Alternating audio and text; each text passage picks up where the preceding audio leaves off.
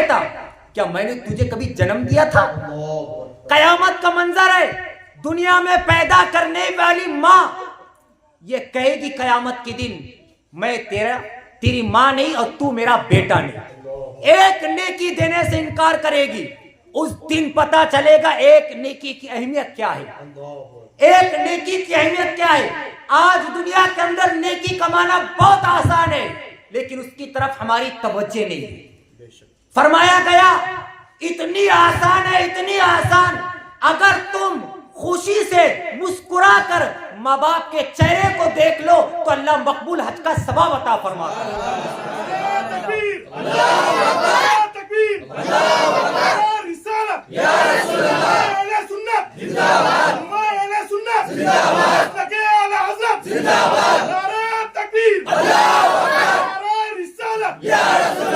دنیا میں نیکی کمانا اتنا آسان ہے، فرمایا گیا اگر راستے سے تکلیف دہ چیز کو ہٹا دے تو اللہ صدقے کا ثواب عطا فرماتا ہے۔ اتنا آسان ہے، کسی کو مسکرا کر دیکھ لو تو نیکی، ہاتھ ملا لو تو نیکی، یتیم کے سر پر ہاتھ پھیر لو تو نیکی، کسی کی مدد کر لو تو نیکی، کسی کو ایک گلاس پانی پلا دو تو نیکی، لیکن اس کی طرف توجہ نہیں ہے۔ اللہ اکبر۔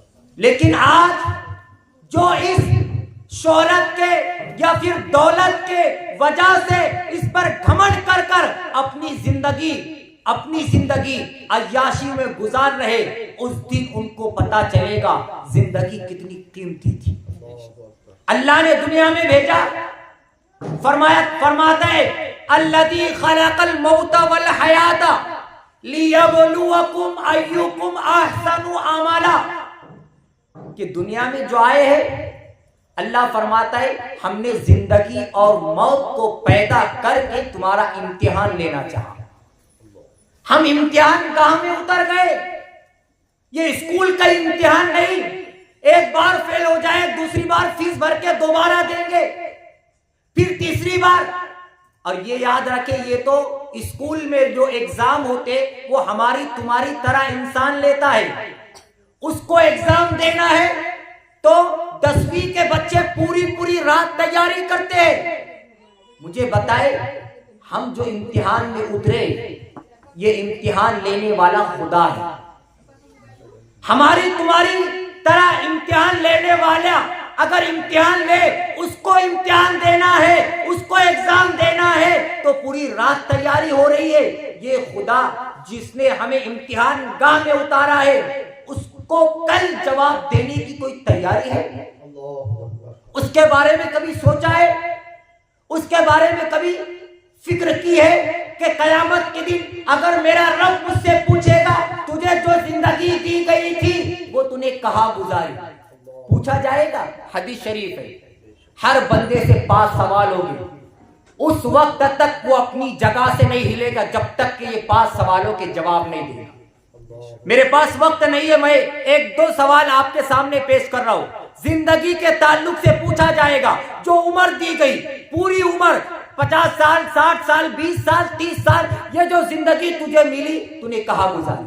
ایک سیکنڈ کا حساب دیا جائے گا، ایک سیکنڈ کے بارے میں آپ سے پوچھوں پچھلے مہینے کے 10 تاریخ کو آپ کہاں تھے تو نہیں بتا سکے گا، کیا نیکی کا کام کیا نہیں بتا سکے گا۔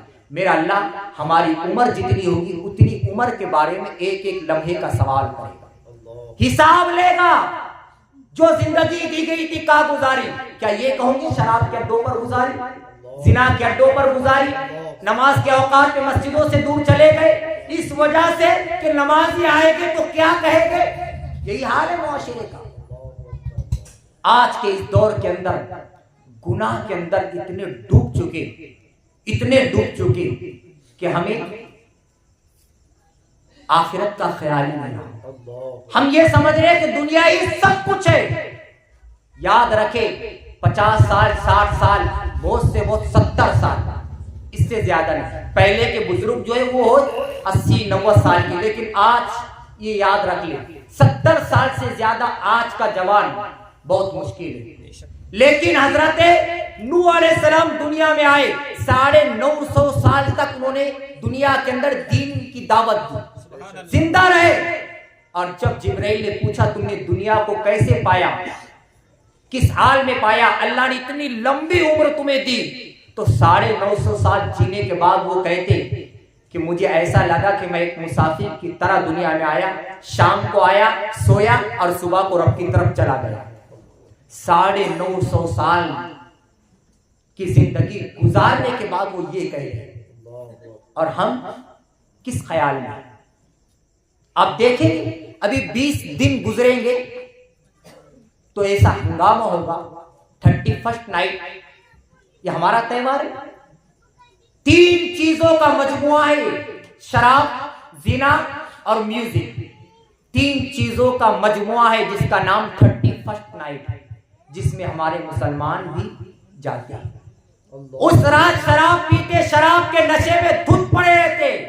आका फरमाते, हदीस शरीफ है, मैं ये नहीं कहने लगा कि जितने यहाँ बैठे सबके सब शराबी है या कोई शराबी है। मेरा पूरा यकीन और ईमान है कि शायद आप में से एक भी शराबी नहीं, लेकिन सिर्फ कहना इसलिए है कि जो नाज़रीन यूट्यूब के जरिए देख रहे हैं शायद उन तक मेरी बात पहुंचे, या फिर आपके नजर में कोई शराबी है तो शायद आप उन तक ये आजाद पहुंचा दे, शायद उसके जिंदगी के अंदर इनकलाब पैदा हो जाए। आका करीम फरमाते, अगर किसी ने शराब का दुनिया के अंदर एक घुट पिया, कितना बुलंद आवाज से कहे, किसी ने शराब का दुनिया में एक घुट पिया, आका फरमाते जब उसका इंतकाल होगा, अगर वो बगैर तौबा के मर गया, इंतकाल हो गया, कब्र में लेटाया गया, तो उसका चेहरा सूअर या बंदर की तरह होगा। एक घुट शराब पीने वाले का अंजाम। और दूसरी हदीस आका की है कि उसका चेहरा लोग किबले की तरफ करेंगे, दफनाते वक्त किबले की तरफ सबका करते, उसका भी करेंगे, लेकिन जैसे ही ईंटें, बरगे, फर्शी और मिट्टी डाली जाएगी उसका चेहरा किबले से फिर जाएगा। उसका चेहरा कब्र में किबले से फिर जाएगा। दो हदीस के जरिए आका फरमाते, किसी ने एक घुट शराब का पिया दुनिया में, कयामत के दिन उसको प्यास की शिद्दत महसूस होगी, उसको प्यास लगेगी, और जब वो पानी पानी पानी चिल्लाएगा तो फरिश्ते पानी की जगह उसको जहन्नमियों का खौलता हुआ पीप, बिच्छुओं का जहर, और जिन्होंने जिना दुनिया में किया उन जानियों की शर्मगाहों से निकलने वाला रुतूबत पीने के लिए दिया जाए। अल्लाहु अकबर कबीरा। एक घुट जिसने शराब का दुनिया में पिया, आखिरत में पानी की जगह ये 3 चीजें उसको दी जाएगी।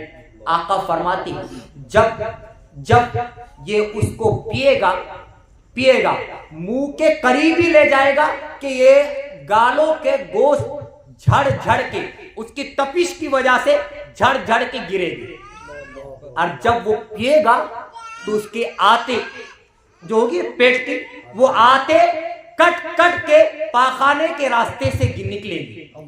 ये हाल और ये अंजाम क़यामत के दिन होगा।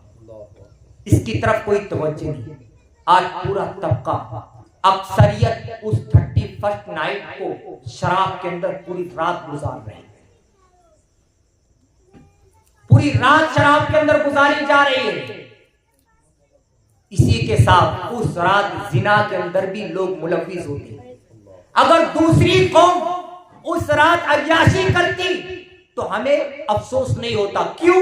उनके पास कोई नबी नहीं आया, उनके पास खुदा नहीं है, उनके पास कुरान नहीं है, उनके पास दीन नहीं है। लेकिन आए मुसलमानों, तुम तो अपने आका की उम्मती हो, तुम्हारे पास रसूल भी है, तुम्हारे पास कुरान भी है, तुमने कलमा भी पढ़ा है, आका करीम के फरामीन भी है, अल्लाह का कुरान भी है जो तुम्हें रोक रहा है शराब से, जिना से, लेकिन फिर भी तुम डूबे जा रहे हो।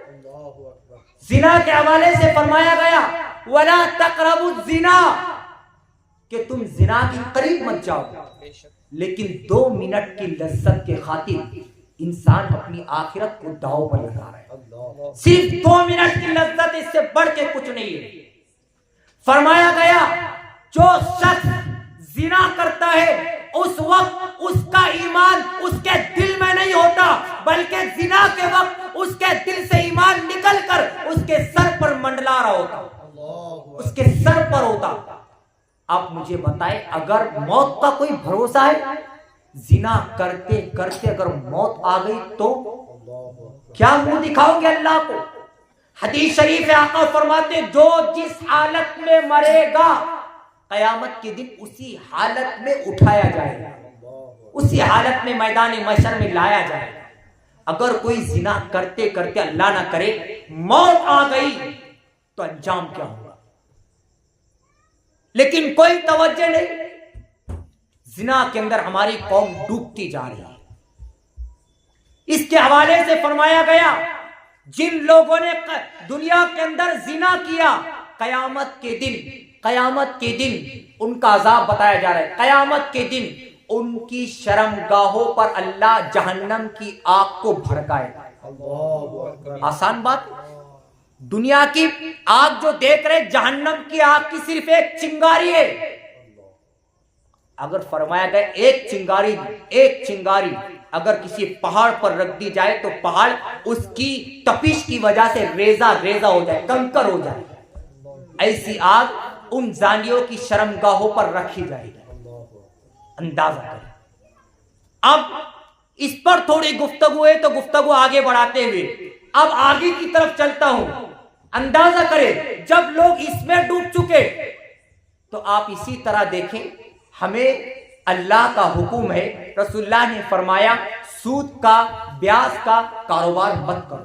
اصلاح معاشرہ عنوان دیا، آیت ایک پڑھا آخرت کی فکر، اور سارے گناہوں کو کوشش کروں گا اس میں لاؤ تاکہ آپ کو بتاؤں اور ہر ایک چیز سے آپ کو روکنے کی کوشش کروں۔ اگر یہی ہوگا تو پتہ چلے گا کہ آج کا جلسہ کامیاب ہو گیا۔ لیکن یہ صرف قصے اور کہانیاں نہیں ہیں۔ اگر میری طرح کوئی کہتا تو شاید اس کی مذاق اڑا کے لوگ چلے جاتے۔ یہ اس رسول نے کہا جس نے کہا خدا ایک ہے۔ ہم نے خدا کو دیکھا نہیں، رسول نے کہا ایک ہے تو ہم نے مانا۔ ہم نے جنت کو دیکھا نہیں، جہنم کو دیکھا نہیں، رسول اللہ نے کہا ہم نے مانا۔ مرنے کے بعد قبر کے اندر سوال و جواب ہوتے، ہم گئے نہیں، رسول اللہ نے کہا ہم نے مانا۔ وہی رسول فرما رہے ہیں کسی نے اگر بیاج کا کوئی کاروبار کر رہا، اللہ رسول کا واسطہ پلٹ جائے، توبہ کر لے، اس لیے کہ فرمایا گیا اگر کسی نے بیاج کا کاروبار کیا، سود کا کاروبار کیا، چاہے پھر وہ لیا یا دیا، لینے والا بھی اتنا ہی گنہگار ہے جتنا دینے والا اتنا ہی گنہگار ہے جتنا لینے والا۔ سمجھ میں آیا؟ آقا فرماتے اگر کسی نے سود کا ایک لقمہ کھایا گویا اس نے اپنی ماں کے ساتھ ایک دن میں 36 مرتبہ زنا کیا۔ سمجھ رہے؟ ایک دن میں 36 مرتبہ اپنی ماں کے ساتھ زنا کرنے والے کو جو عذاب دیا جائے گا وہی عذاب سود کا ایک لقمہ کھانے والے کو دیا جائے گا۔ ایک لقمہ، اندازہ کریں۔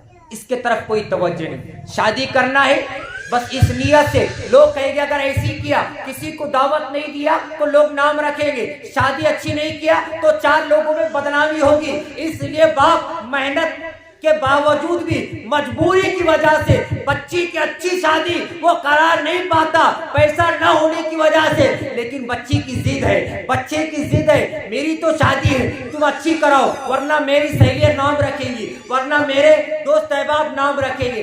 باپ مجبوری میں سود سے پیسہ لے کر اپنی بچوں کی شادی کروا رہے ہیں۔ اس کے ذمہ دار کون؟ اس کی طرف توجہ نہیں۔ آئیے آپ کو میں بتاؤں، ایک دور میں وہ بھی لوگ تھے جو ایسے کاموں سے بچنے کی کوشش کرتے تھے، اور ایک ہم ہیں کہ جس کو ضرورت سمجھ کے کر رہے ہیں، گناہ معلوم ہونے کے باوجود، اس کا عذاب معلوم ہونے کے باوجود بھی ہم یہ سمجھتے ابھی کر لیں گے، موت کا وقت قریب آئے گا، بڑھاپے میں اللہ کی بارگاہ میں توبہ کر لیں گے۔ یہی نا، اسی پر تو ساری عیاشیاں ہو رہی ہے کہ مرنے سے پہلے ہمارے باپ دادا نے نمازیں شروع کی تھی، ہم بھی شروع کریں گے. مرنے سے پہلے ہمارے باپ دادا نے چہروں پر داڑھی رکھی تھی، ہم بھی اسی وقت رکھیں گے. میں کسی کو برا بولنے کے لیے نہیں بیٹھا، لیکن یہاں پر میرے کو اگر آپ چھوٹا بھائی نہیں سمجھتے ہیں تو میں آپ کا بہت شکر گزار ہوں. میں کسی کا دل رکھنے کے لیے کوئی گفتگو نہیں کرتا، اللہ رسول کی رضا کے لیے بس ایک حدیث سن لے. میں کسی کو تانا دینے کے لیے اور برا بولنے کے لیے نہیں، بس چھوٹا بھائی سمجھ کے مجھے معاف کر دے گا. لیکن آپ کو میں یہ بات کہوں گا، میرے آقا فرماتے جو لوگ داڑھی مبارک اپنے چہرے سے نکال کر گٹھوروں میں پھینک رہے ہیں، ان کے حوالے سے صرف ایک بات. ایک ایسے صحابی تھے جن کے چہرے پر صرف ایک بال تھا، صرف ایک بال. آقا کریم ان کو دیکھتے تھے تو مسکراتے تھے. کسی دن شیطان کا وسوسہ دل میں خیال آیا، شیطان کہنے لگا حضور دیکھ کر تمہارا مذاق اڑاتے. وہ صحابی مصلیت تھی خدا کی مصلیت، شاید یہ کام نہ ہوتا تو ہم تک یہ تعلیمات کیسے پہنچتی. یہ مصلیت تھی، سمجھانا تھا، قوم کو بتانا تھا، اس لیے ایسا ہوا. انہوں نے وہ ایک بال نکالا، مذاق اڑاتے بہکاوے میں آ گئے، بال نکال دیا. حضور علیہ السلام جب گئے دیکھا چہرے پر وہ ایک بال نہیں ہے. آقا کریم نے اپنا چہرہ پھیر لیا. صحابی تھے، وہ ہماری طرح تھوڑی تھے، ناراض ہو گیا تو ہو گیا، لیکن وہ صحابی تھے، ان کو دیکھے بغیر تو پیٹ بھی نہیں بھرتا تھا. ایسے صحابی تھے، ایسے عاشق رسول تھے. صحابہ کا عشق آپ پڑھیں گے تو آپ کو پتا چلے گا. یا روک کر ایک بات کہوں گا، ابو بکر جانتے ہو ایسے بڑے عاشق رسول تھے، روزانہ رات میں حضور علیہ السلام کے چوکھٹ پہ جا کے سوتے تھے. وہی بیٹھے بیٹھے روزانہ رات میں سوتے تھے. حضور صلی اللہ علیہ وسلم جب دروازہ کھولتے تو دیکھتے ابو بکر بیٹھے. ابو بکر کو پوچھتے ابو بکر کون سی مصیبت یہ حال ہے، کون سی چیز تم کو یہ حال ہے، کس وجہ سے تم یہاں آئے، ایسی کون سی مجبوری تھی کہ پوری رات تم چوکھٹ پہ بیٹھے رہے. ابو بکر کہتے آقا ایسی کوئی بات نہیں، میں یہ چاہتا صرف اس لیے بیٹھا کہ میرے آقا دروازہ کھولے تو امتیوں میں سب سے پہلے اگر کسی کو دیکھے تو ابو بکر ہو، اگر کسی کا چہرہ دیکھے تو ابو بکر کا چہرہ دیکھے.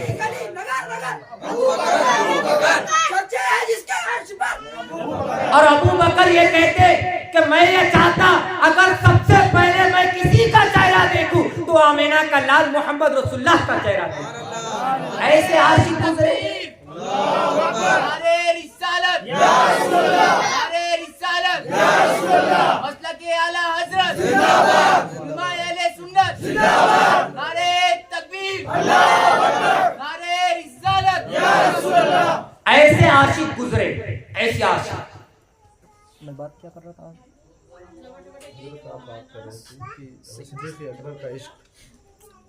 یہ ہے حضرت ابو بکر صدیق کا عشق.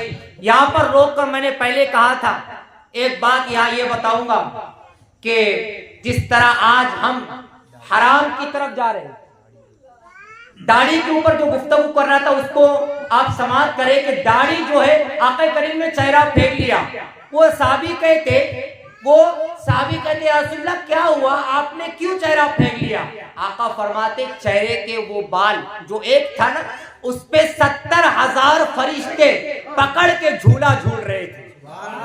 میں ان فرشتوں کو دیکھ کر مسکراتا تھا، تم نے ان کا جھولا نکال دیا، مجھے تکلیف ہوئی. آپ اندازہ کریں آقا وہ صحابی کو دیکھنا پسند نہیں کرتے جو اپنے چہرے سے داڑھی مڈا کر گٹھروں میں پھینک رہے. تو ہمارا ایمان اور عقیدہ ہے نا مرنے کے بعد ہمیں قبر میں لٹایا جائے گا تو ہمارے آقا ہمارے قبر میں تشریف لائے گے. ایمان ہے کہ نہیں ہے نا؟ اب اگر ہم بغیر داڑھی اللہ نہ کرے چلے گئے، چہرے پر داڑھی نہیں اور اسی حال میں چلے گئے تو مجھے بتائے کیا آمینہ کا لال ہمارے آقا ہمارے ساتھ ہمارے قبروں میں تشریف لائے گے، ہماری قبر میں آئے گے؟ اگر وہ نہیں آئے گے اللہ کے عذاب سے کون ایسا شخص ہے جو ہمیں بچا سکتا ہے؟ ایک ہی ذات ہے اللہ کے عذاب سے بچائے گی, وہ آمینہ کا لال. سبحان اللہ, بے شک حق ہے. اس لیے ساری زندگی ان کے لیے گزارو, ان کو تیار کرو, ان کو خوش کرو, ان کے لیے اپنی زندگی وقف کر دو. کرے گے انشاءاللہ. میں عرض کرنا تھا کہ پہلے کے لوگ گناہوں سے اس قدر بچتے تھے, آج ہم گناہ مجبوری سمجھ کے کر رہے ہیں. پہلے آج سود کا پیسہ لے کر کھا رہے پی رہے, اس کی طرف کوئی توجہ نہیں. لیکن آپ جانتے ایک ایسے صحابی تھے جو نماز میں آتے تھے, حضور کے پیچھے نماز پڑھتے تھے, نماز فجر کے حضور علیہ السلام سلام پھیرتے تھے, صحابی اٹھ کے دعا کیے بغیر گھر چلے جاتے. ایک ایسے صحابی دعا کیے بغیر گھر چلے جاتے.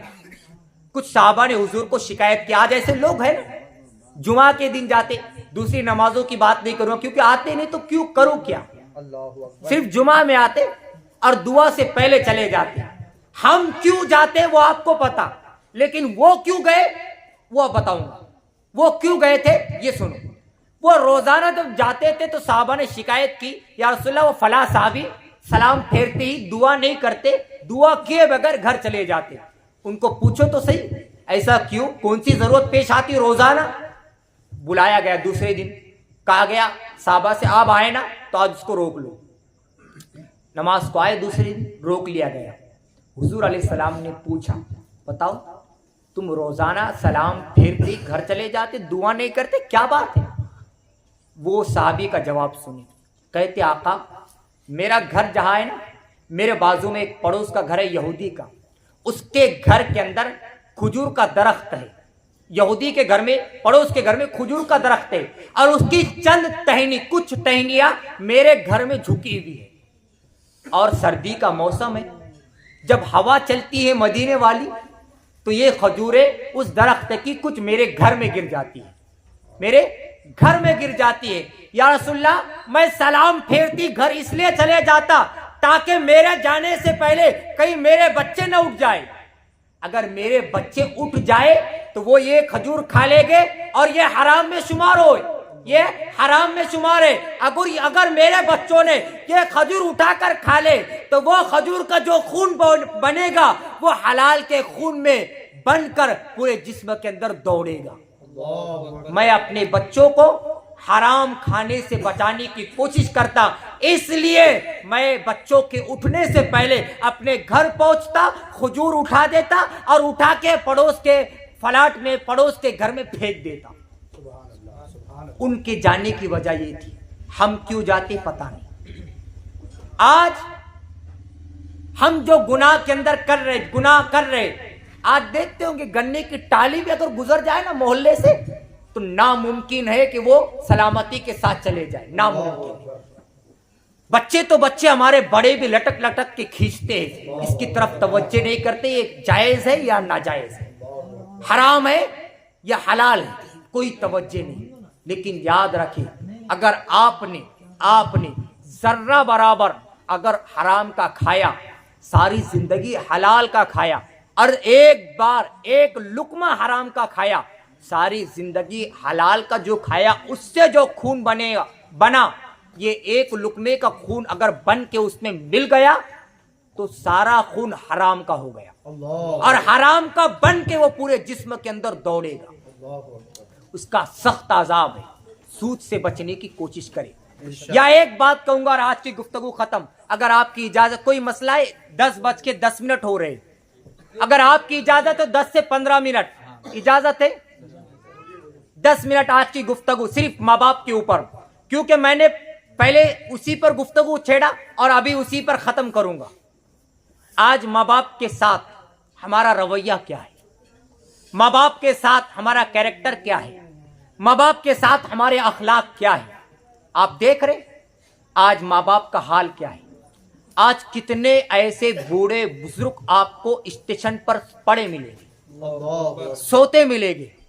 ان کی آپ گہرائی میں جائے تو آپ کو پتا چلے گا ان کا بیٹا بھی موجود ہے, ان کی بیٹی بھی موجود ہے.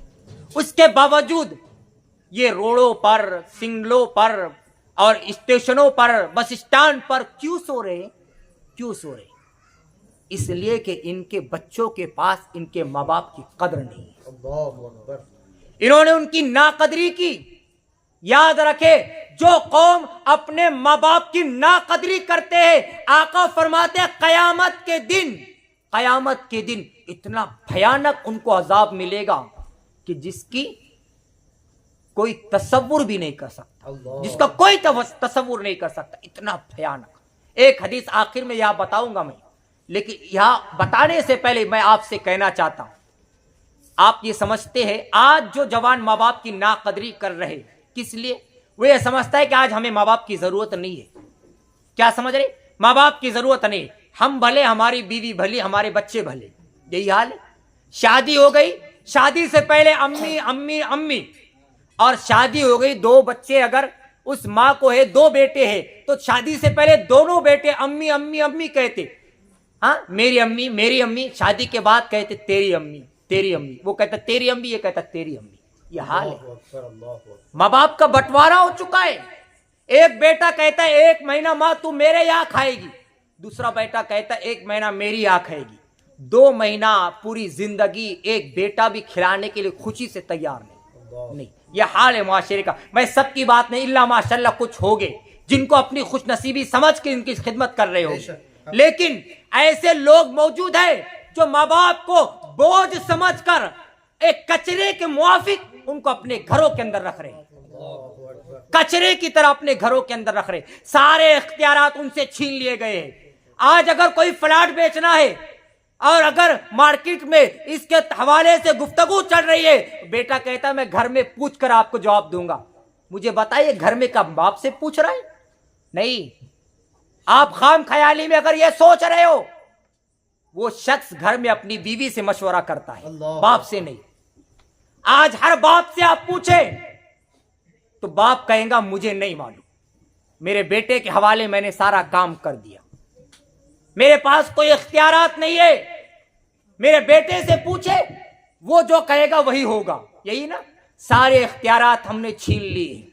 माँ बाप से इतनी नफरत हो गई, अगर बाप बुढ़ापे की वजह से खांस रहा है, बीमारी में है, खांसी आ रही है, बेटा बाप से इतनी नफरत कर रहा है कि अपनी बीवी से काम पर जाने से पहले कहता बहुत दिनों से अब्बा खांस रहे, बच्चे को बाप के पास जाने से रोक, कहीं बच्चे को वो बीमारी ना लग जाए, कहीं बच्चा बीमार ना हो जाए। ये मुआशरे का हाल है। अगर बाप बीमार है, बच्चे से कहता है कि मुझे दवाखाना लेकर चल, तो बेटा ये कहता हुआ नजर आता है मेरे पास टाइम नहीं है, मुझे दोस्तों ने बुलाया है, वहां जाना है, पिकनिक पर जाना है। मैं आपसे पूछता हूं, अगर बाप ये कहे कि बेटा मुझे आज नया जोड़ा पहनना है, तो बेटा क्या कहता है? अब्बा बुढ़ापे में तुम्हें नया कपड़ा क्या कर रहा है? बुढ़ापे में नए कपड़े की क्या जरूरत? तुम्हें कौन देख रहा है? एक बात अपने दिल पर लिख ले, बाप कितना भी बूढ़ा हो जाए, दिल कभी बूढ़ा नहीं होता। क्या बात है, बेशक। बाप कितना भी बूढ़ा हो जाए, दिल कभी बूढ़ा नहीं होता। जो आरज़ू, जो तमन्ना, जो ख्वाहिशात पहले बचपन में, जवानी में थे, वही तमन्ना, वही आरज़ू, वही ख्वाहिशात बुढ़ापे में भी होते हैं, बेशक होते, लेकिन इसके तरफ तवज्जो नहीं करते। जीते जी उनको अच्छा कपड़ा पहनने पर तरसाते हैं, और मर जाए तो उनके नाम का लिबास किसी और को पहना देते। यही होता है ना। अच्छा खाना हम नहीं खिलाते, माँ आपको खिलाते खिलाते बूढ़ी हो गई, आपसे कहती बेटा ये बता आज तू क्या खाना चाहता है। यही ना, सारी जिंदगी छोटे से बड़ा पूछ पूछ कर खिलाया, हमने अपनी पसंद बताई कि बेटा क्या पसंद है। माँ ने अपनी बीमारी नहीं देखी, अपनी तकलीफ नहीं देखी, सब बर्दाश्त करके आपकी पसंद का खाना बना के खिलाया। आपकी उम्र इतनी हो गई, मुझे बताए क्या आपने कभी ये कहा माँ सारी जिंदगी तूने हमारी पसंद का बना के खिलाया, आज तू अपनी पसंद का बना? किसी ने कहा नहीं। क्या हमने माँ को नौकरानी समझ के रखा? क्या हमारे गंदे कपड़े ये धोएंगी, हमें टाइम पे खाना ये लगवाएगी, टाइम पे खाना ये बनवाएगी, और अगर नमक कम हो जाए तो हमारी आवाज ऊंची हो जाती है। हमने माँ को समझा क्या समझा? یہ پیدا کرنے والی ماں بچپن میں ماں ماں ماں ماں کہتے تھے. یہ ماں اتنا آپ سے پیار کرتی تھی. اگر 3 بیٹے ہو, باپ کوئی مٹھائی لائے تو ماں تینوں بیٹوں کو 3 مٹھائی رکھتی. 2 بیٹے گھر میں, ایک باہر ہے, تو دونوں بیٹے کہتے ماں ایک بھائی نہیں ہے, یہ آپ کھا لو, آپ کھا لو. تو ماں بچوں کے سامنے کیا کہتی, ٹھیک ہے کھا لوں گی. اور جب وہ کھا لیتے دونوں بچے تو ماں کھاتی نہیں, اس کو اٹھا کے رکھتی. پہلے کیوں نہیں کھایا؟ ماں کی ممتا دیکھی.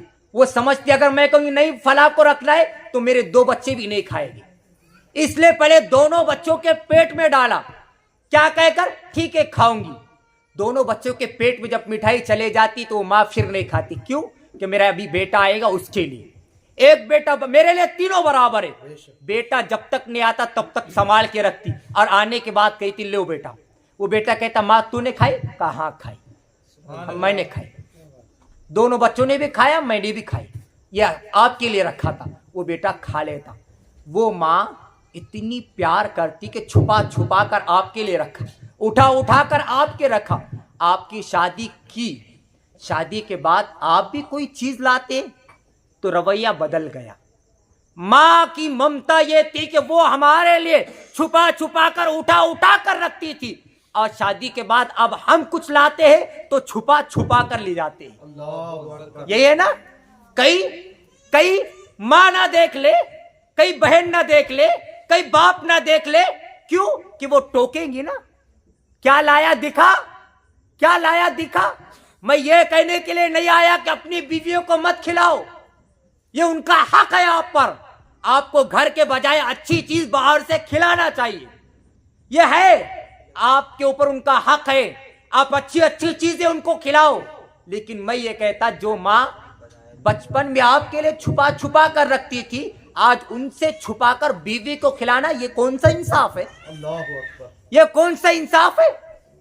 بیوی کو کھلاؤ, آپ ان کے شوہر ہیں, ان کے سارے حقوق ادا کرنا یہ آپ کی ذمہ داری ہے. لیکن آپ سے کہتا ہوں جہاں بیوی کو کھلا رہے وہاں اپنی ماں کو بھی کھلاؤ, بے شک بے شک اپنے باپ کو بھی کھلاؤ, بے شک. ان کی بھی قدر کرو.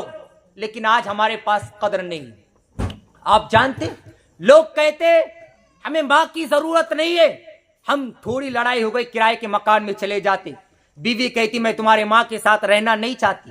آج ہو سکتا اس آزاد نگر سیلو کے اندر ایسے جوان نہیں ہے, لیکن میں بتانا چاہ رہا ہوں اس لیے کہ لائیو پروگرام ہے, میں اس لیے بتانا چاہ رہا ہوں کہ شاید کوئی سی کے دل میں, ذہن میں, دماغ میں اگر یہ خیال ہے تو ختم ہو جائے. لوگ کہتے میں بیوی کے بغیر, ماں کے بغیر اپنی زندگی گزار سکتا. یاد رکھیں جتنے لوگ آج کامیابی کی منزل پر پہنچے ہیں, ان کی ہسٹری نکالیں گے تو آپ کو پتا چلے گا. جتنے لوگ کامیابی کے منزل پر ہیں وہ اس لیے ہے کہ ان کے پیچھے ان کے ماں کی دعاؤں کا اچل. سبحان اللہ, بے شک بات ہے, بے شک. آپ جانتے لوگ کہتے ہمیں ماں باپ کی ضرورت نہیں ہے. جناب موسیٰ علیہ السلام کو اللہ نے ایک معجزہ دیا تھا, وہ کوہ طور پر آ کر خدا سے کلام کرتے تھے, سبحان اللہ, کیا خدا سے باتیں کرتے تھے. بے شک. روزانہ باتیں کرنے جاتے تو روز بات کر کے آتے. اب ماں کا انتقال ہو گیا, حضرت موسیٰ علیہ السلام کے ماں کا انتقال ہو گیا, پردہ فرما چکی. اب انتقال کے بعد جناب موسیٰ علیہ السلام پہلی بار جا رہے, کہاں پر؟ کوہ طور پر. انتقال سے پہلے بہت بار گئے ماں کی موجودگی میں, اب انتقال کے بعد پہلی بار جا رہے, پہلی بار اللہ سے کلام کرنے کے لیے. تو ندا آئی اللہ کی جانب سے, موسیٰ سنبھل کر, اللہ اکبر. موسیٰ سنبھل کر, موسیٰ سوچ سمجھ کر. موسیٰ کہتے مولا اس سے پہلے کئی بار آیا, کبھی سنبھلنے کا حکم نہیں ہوا, آج کیا بات ہے کہ سنبھلنے کا حکم ہو رہا ہے؟ تو اللہ کی طرف سے ندا آئی, موسیٰ آج سے پہلے آنا اور تھا, آج آنا اور ہے. کیا بات ہے, کیا کیوں؟ بے شک. کہ پہلے جب آتے تھے ماں کی موجودگی میں آتے تھے, سبحان اللہ. ماں کی موجودگی میں آتے تھے. اور جب تم گھر سے نکلتے تھے مجھ سے کلام کرنے کے لیے تو تمہاری ماں مصلی بچھا کر ہاتھوں کو پسار کر کہتی تھی مولا میرا بیٹا بڑا جلالی ہے, میرا بیٹا بڑا جلالی ہے. اگر کوئی اونچی آواز میں بات کرے تو اس ماں کے خاطر درگزر کر دینا، اس ماں کے خاطر درگزر کر دینا۔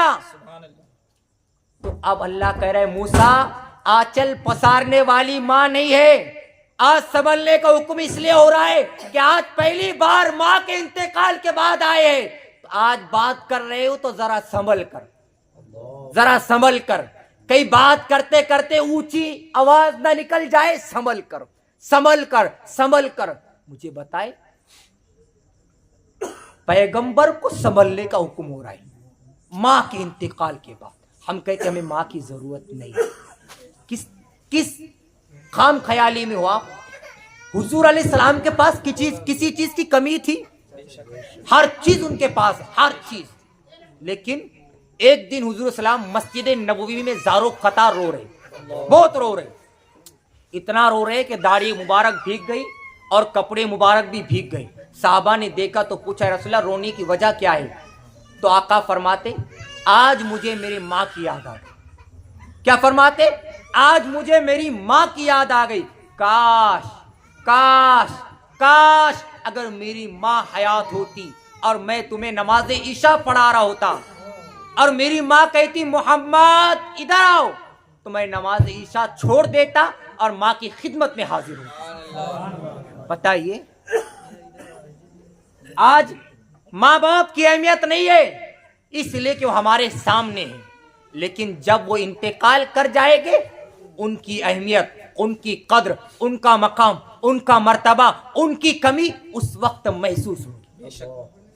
لیکن یاد رکھیے جب ماں انتقال کر جائے، باپ انتقال کر جائے اور جب ماں باپ کی یاد آئے، فرمایا گیا جن بچوں نے اپنی ماں باپ کو تکلیف پہنچائی وہ خواب میں بھی اپنے ماں باپ کا چہرہ دیکھ نہیں سکے، وہ خواب میں بھی دیکھنے کے لیے ترسیں گے، لیکن خواب میں بھی وہ چہرہ ماں باپ کا نہیں دکھایا جائے گا۔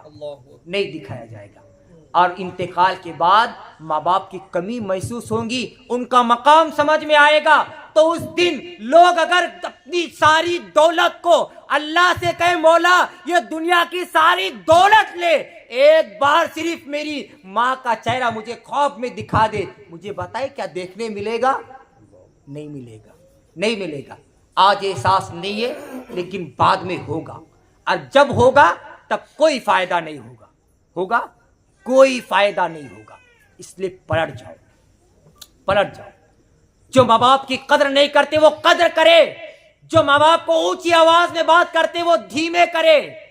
فرمایا گیا ماں باپ اگر کھڑے ہیں اور بیٹا بیٹھا ہے، قیامت کے دن پوچھا جائے گا تیرے ماں باپ کھڑے تھے تو بیٹھا کیسے؟ پوچھا جائے گا کیا ماں باپ کا قدر مقام یہی تھا؟ پوچھا جائے گا۔ کیا جواب دو گے؟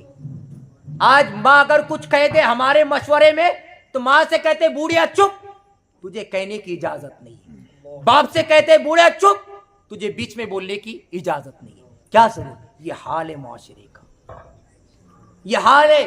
ماں باپ کو ماں باپ بولنے کو بھی شرم آتی ہے۔ جو لوگ جن کا دودھ پی کر بڑے ہو گئے جوانی میں ان کو بڈھی کہہ رہے ہیں۔ ماں باپ اللہ رسول کو تکلیف نہیں ہوتی، باپ کو بڈھا کہہ رہے ہیں، بڈھا کہہ رہے۔ دوست بھی کہتا تیرا بڈھا کا ہے، وہ کہتا ہاں گھر میں۔ یہ حال ہے، یہی محبت اپنے باپ سے کہ تمہارا دوست تمہارے باپ کو بڈھا بول رہا ہے، تم اس کو قبول کر کے جواب دے رہے، یہی محبت ہے۔ جو قوم اپنے باپ کی اپنے ماں کی قدر نہ کرے وہ قوم کبھی کامیاب نہیں ہو سکتی، کبھی کامیاب نہیں ہو سکتی۔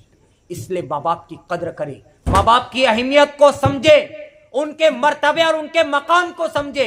آپ جانتے ایک حدیث سناؤں گا اور بات ختم۔ حدیث شریف ہے، اس حدیث کو خواجہ غریب نواز اس حدیث کو نقل کر رہے، فرماتے قیامت کے دن ایک شخص کے نامہ اعمال کو میزان کے اوپر رکھا جائے گا، ترازو میں رکھا جائے گا۔ آپ جانتے جس کی نیکیاں زیادہ ہوگی وہ کہا جائے گا جنت میں، نیکی کا پلہ جس کا بھاری وزنی ہوگا کہا جائے گا جنت میں، جس کا گناہ زیادہ ہوگے وہ کہا جائے گا جہنم میں۔ फरमाते हैं, हदीस को नकल कर रहे गरीब नवाज, फरमाते क़यामत के दिन आका फरमाते एक शख्स के नामे आमाल को मीज़ान के अंदर रखा जाएगा, वो अपने आमाल पर घमंड करेगा। क्यों? कि सारी जिंदगी उसने इबादत की, मुत्तकी परहेजगार था, मुत्तकी था, इबादत गुजार था, नमाजों का पाबंद था, तहज्जुद भी पढ़ता था, चाश्त भी पढ़ता था, हर चीज करता था। वो ये घमंड करेगा कि अब अल्लाह मुझे जन्नत में जाने का इज़्न देगा। क्यों? कि मेरी नेकियां ज्यादा है, नेकी का पल्ला वजनी हो गया, भारी हो गया, नेकियां ज्यादा थी उसके नामे आमाल में। वो ये सोच रहा होगा अब अल्लाह मुझे जन्नत में जाने की इजाजत देगा। आका करीम फरमाती कि अचानक वो ये सोचेगा कि बस मुझे जन्नत में जाने की इजाजत मिलेगी, अचानक एक कागज का टुकड़ा गुनाह के पल्ले में गिरेगा। जैसी मामूली कागज का टुकड़ा गुनाह के पल्ले में गिरेगा कि वो गुनाह का पल्ला भारी और वजनी हो जाएगा। अल्लाह फरिश्तों से कहेगा, ए फरिश्तों, इसको मुंह के बल घसीट कर जहन्नम में फेंको, जहन्नम में डालो। वो कहेगा, ऐ फरिश्तों, जहन्नम में ले जाना, लेकिन मुझे ये तो बताओ, मेरे रोजे मुझे जन्नत में नहीं ले जा सके, मेरी नमाजें मुझे जन्नत में नहीं ले जा सकी, मेरा खैरात करना मुझे जन्नत में नहीं ले जा सका, मेरी खिदमत करना मुझे जन्नत में नहीं जा सका, सारी नेकियां मुझे जन्नत में नहीं ले जा सकी, और एक कागज का टुकड़ा जिसकी वजह से आज मुझे जहन्नम में डाला जा रहा है, उस कागज के टुकड़े पर क्या था? उस कागज के टुकड़े पर आखिर था क्या? तो फरिश्ते कहते, सुन, उस कागज के टुकड़े पर एक गुनाह लिखा था, एक गुनाह लिखा था जिसने जिंदगी की सारी नेकियां तेरी तबाह कर दी, बर्बाद कर दी। वो शख्स कहेगा, मेरा वो एक गुनाह क्या था? फरिश्ते कहेंगे, पूरी जिंदगी में, फरिश्ते कहेंगे, पूरी जिंदगी में तूने एक बार, सिर्फ एक बार अपनी माँ और अपनी बाप से ऊंची आवाज में बात किया था, वही एक गुनाह इस कागज के टुकड़े पर लिखा। अंदाजा कर, एक गुनाह उस बंदे को जहन्नम में ले जा रहा है। सिर्फ एक बार ऊंची आवाज में बात किया। मुझे बताए, क्या हम माँ बाप से ऊंची आवाज में बात नहीं कर रहे? थोड़ी गलती हो गई तो हम डांटने पर आ जाते। आज ऐसे बेबाक बच्चे भी हैं जो तमाचा भी लगा रहे और माँ बाप को ऊंची आवाज में तो दूर की बात गालियां दे रहे। ऐसे जवान है। और वो लोग हैं जो पीरों के हाथ चूमने, खतीबों के हाथ चूमने दौड़ रहे हैं और माँ बाप को घर में गालियां दे रहे। मैं कहता हूं, किसी पीर का हाथ चूमना तुम्हें जन्नत में नहीं ले जाएगा। किसी खतीब के पीछे दौड़ना तुम्हें जन्नत में नहीं ले जाएगा। अरे ये खतीबों को और पीरों को हाथ चूमने के लिए हजारों लोग मौजूद है, हजारों लोग। तुमने अगर पीर के हाथ नहीं चूमा और अपनी माँ का हाथ चूमा तो मुझे बताए, उस पीर को कोई फर्क पड़ेगा? उसका हाथ चूमने के लिए हजारों लोग मौजूद है, लेकिन तेरे माँ का हाथ चूमने के लिए तू अकेला है। तू अकेला है, तुम अकेले हो। अगर तुम्हारी माँ का हाथ नहीं चूमोगे, अपने अब्बा का हाथ नहीं चूमोगे, मुझे बताए कौन चूमेगा? माँ बाप को ऊंची आवाज में बात कर रहे, उनको देखना पसंद नहीं कर रहे और पीरों के पीछे भाग रहे, बाबा के पीछे भाग रहे, खतीबों का हाथ चूमने के लिए धक्का खा रहे। मैं कहता हूं, किसी का हाथ चूमना तुम्हारे लिए काम नहीं आएगा। अपनी माँ के कदम चूमो, अपनी माँ के हाथ चूमो। अगर ये माँ तुमसे राजी है तो कयामत के दिन ये माँ कहेगी, मौला ये गुनहगार जरूर था लेकिन मेरा फर्मा बरदार था। इसका यही कहना उस बंदे को शायद जन्नत में ले जाने का सबब बन जाए। कोशिश तो करे। वक्त बहुत हुआ, इसलिए मैं अपनी गुफ्तगू खत्म करता, वरना आपका जोश और जज्बा देखकर मेरी ऐसी कोशिश थी कि और एक बात कहकर आपको थोड़ा इस्लाह करूं, लेकिन बात बहुत टाइम जो है तो बहुत ہو چکا ہے، اس لیے زیادہ دیر سننا بھی بہتر نہیں ہے. ہماری وجہ سے کسی کو تکلیف نہیں ہونا چاہیے. اور اس دیہات کا ماحول تو میں جانتا ہوں، ہمارے شہر پربنی کے اندر 12 بجے تک ہم ہوشیار رہتے، لیکن دیہات کے اندر میں جانتا ہوں عشاء کا انتظار کرتے کہ کب عشاء ہوگی اور کب سوئے گی. آپ اتنی دیر تک جو جاگے ہیں، اس پر میں آپ کی محبت کو، آج کے جذبے کو سلام کرتا ہوں اور اللہ کی بارگاہ میں دعا کرتا ہوں مولا ان جیالے نوجوانوں کے اس جذبے کو آخری سانس تک سلامت رکھے. آخری سانس تک یہ شوق، یہ جذبہ آپ سلامت رکھے اور ایسے پروگرام، ایسے جلسے جب کبھی ہوگے آپ آنے کی کوشش کریں. یہ محلے کے جیالے نوجوان جنہوں نے محنت کی، کوشش کی اور علماء کرام کو بلایا، ہمیں بولنے کے لیے آپ نے بٹھایا اور کچھ نیک کام کرنے کی سعادت آپ کے بدولت ہمیں نصیب ہوئی. میں چاہتا ہوں کہ آپ بہت خوش نصیب ہے، اس لیے کہ اگر اس پروگرام کے ذریعے ہماری ماں، ہماری بہن کے دل میں اگر کوئی بات اتر جائے، وہ نمازی بن جائے، آپ کے دل میں کوئی بات اتر جائے، گناہ سے نفرت پیدا ہو جائے، میں سمجھتا ہوں آج کا جلسہ رکھنے والے، جلسے میں آنے والے، جلسے کے اندر کوشش، کاوش، محنت کرنے والے اور بیان کرنے والے اور حاضرین اور ناظرین، ان سب کی آخرت سنور جائے گی. کوشش کریں گے. اللہ ہم سب کو عمل کی توفیق عطا فرمائے. جو کہا گیا اگر کہنے سننے میں